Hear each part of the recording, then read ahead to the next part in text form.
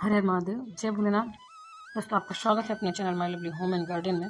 भगवान भोलेनाथ की कृपा और आपके पूरे परिवार सदा और सर्वदा बनी रहे। आज मैं बात करूंगी आंवला नवमी की। आंवला नवमी कब पड़ रहा है, आंवला नवमी को क्या करना चाहिए, आंवला नवमी को क्या नहीं करना चाहिए, सभी विशेष बातें आज की वीडियो में। सबसे पहले तो आंवला नवमी एक विशेष दिन है जिस दिन को अक्षय नवमी के नाम से भी जाना जाता है। आज के दिन अगर आप कोई ऐसा पुण्य काम करते हैं तो अक्षय होता है। अक्षय मतलब जो समाप्त न हो। अक्षय पुण्य को देने वाला आज का दिन है। तो आज के दिन आप आंवले के वृक्ष की पूजा करें विधि विधान से। और आज आंवले के वृक्ष के नीचे खाना बनाया जाता है और भोजन किया जाता है। ऐसी मान्यता है कि आज लक्ष्मी जी ने आंवले वृक्ष की नीचे भोजन बनवाया था और त्रिदेव को भोजन कराया था। इसलिए परंपरा है दोस्तों कि आंवला नवमी के दिन जो कोई भोजन करता है उसको अच्छे स्वास्थ्य की प्राप्ति होती है, दीर्घायु होता है और धन संपदा बनी रहती है। एक चीज़ और शास्त्रों में बताया गया है कि कार्तिक मास में आंवला नवमी की जो पत्तियां, आंवले की जो पत्तियां होती हैं, उन पत्तियों पर श्री हरि विष्णु का निवास होता है। उन पत्तियों पर भगवान सोते हैं। तो इसलिए कार्तिक मास है, आंवले के पूजन का बहुत विशेष महत्व होता है। आंवला नवमी को क्या और कैसे करना चाहिए, सभी विशेष बातें आज हम इस वीडियो में शेयर करने वाली हूँ। और वीडियो आपको पसंद आए तो लाइक ज़रूर किया कीजिए। आपके लाइक्स और कमेंट्स हमारे लिए बहुत ही महत्वपूर्ण है।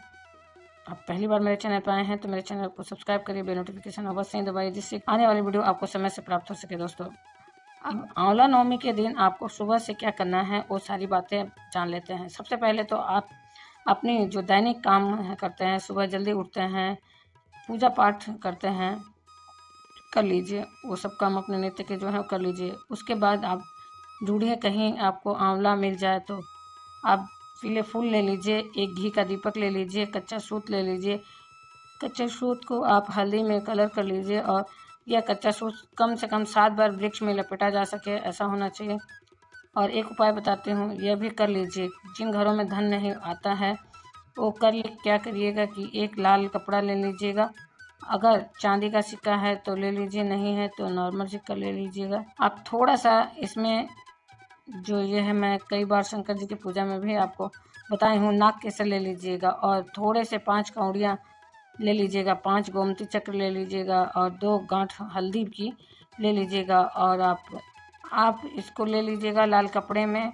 और सुबह जो 7 परिक्रमा करना है और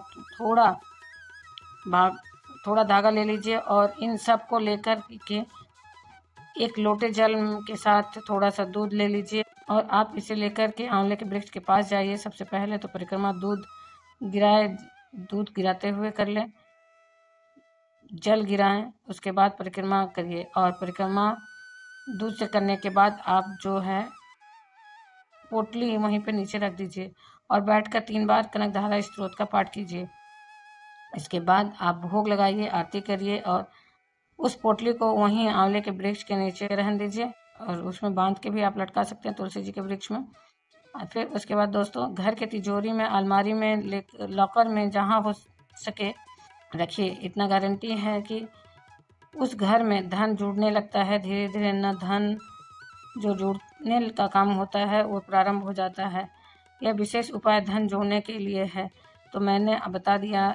अब बात हो रही थी कि सुबह से जो पूजा मैंने साधारण सी पूजा बताई है, वो साधारण सी पूजा आप कर लीजिएगा, एकदम छोटी सी पूजा। जैसे मैंने बताया कि आप जैसे जल गिराएं, उसके बाद ये सारी चीज़ें आप। सबसे पहले तो मैं बता दूं कि आंवला नवमी इस बार कब पड़ रही है। आंवला नवमी दोस्तों इस बार 10 नवंबर को पड़ रही है, 10 नवंबर को, और 10 नवंबर को रविवार का दिन है। कई जगह पे शास्त्रों के अनुसार रविवार का दिन है। कई जगह पे शास्त्रों में आपको यह भी लिखा हुआ मिलेगा कि रविवार और मंगलवार को आंवले के वृक्ष की पूजा नहीं करना चाहिए, आंवले वृक्ष के नीचे खाना नहीं बनाना चाहिए। परंतु अक्षय नवमी पड़ने के कारण यह नियम मान्य नहीं होगा। आज आंवले वृक्ष के नीचे खाना भी बनाया जाएगा और इनकी पूजा भी होगी। तो इस बात का आप विशेष ध्यान रखिएगा।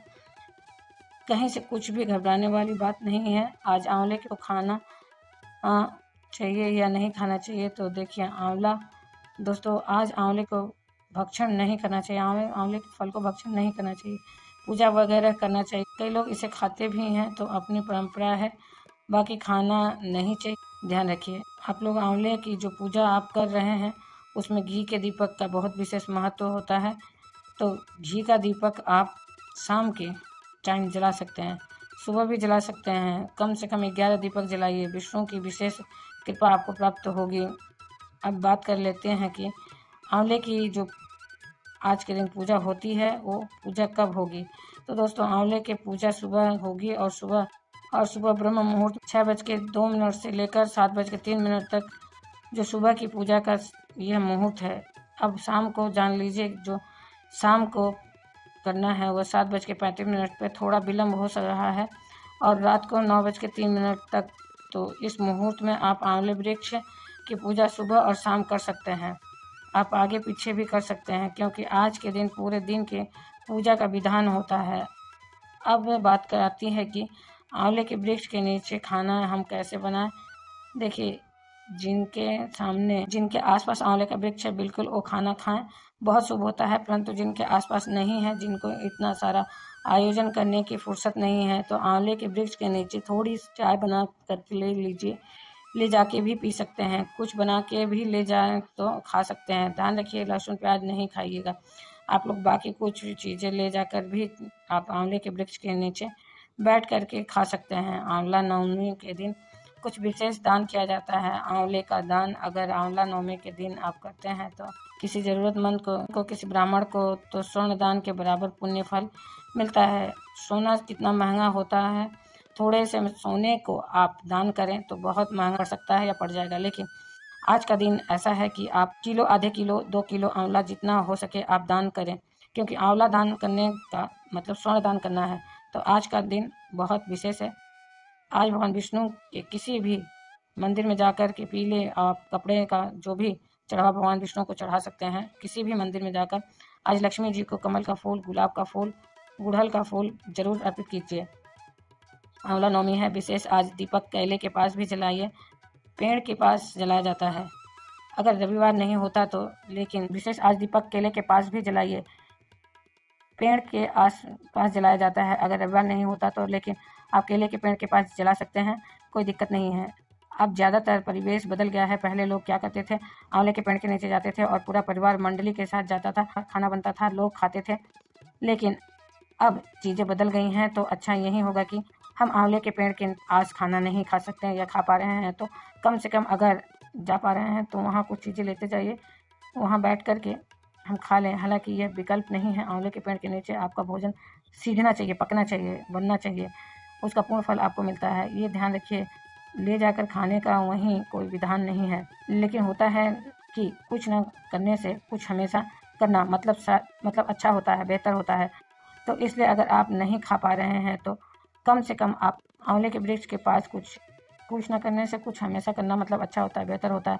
तो इसलिए अगर आप नहीं खा पा रहे हैं तो कम से कम आंवले के वृक्ष के नीचे ले जाइए, आंवले के वृक्ष के पास कुछ ले जाइए और वहाँ बैठकर खाइए। आप आंवला नवमी है, अगर एक काम आप कर रहे हैं तो अक्षय सुहाग की प्राप्ति होती है। सुहाग की कुछ चीज़ें खरीद लें और थोड़ी जो बूढ़ी स्त्री हों, मतलब जो थोड़ा सा ज़्यादा एज की हों, उनको ले जाकर के जो आंवले नवमी के दिन सुहाग की सामग्री के साथ कुछ आंवला रखें और आंवला रख कर कि आप किसी वृद्ध महिला को पहले तो वो चीज़ें उनको दें, उसके बाद उनके पैर छुएं, उनसे कहें कि सिर पर हाथ रखिए, उसको हमको आशीर्वाद दीजिए। ऐसा बोलकर आप उनसे आशीर्वाद ले लीजिए, ग्रहण करें और उनसे बोलिए, प्रेम के साथ दीजिए। इससे क्या होता है कि इससे ये होता है कि हमारा सुख सौभाग्य बढ़ता है, पति दीर्घायु होते हैं, क्योंकि अक्षय नवमी के दिन किया गया अक्षय कार्य हमारे लिए बहुत ही पुण्यदायिनी होती है।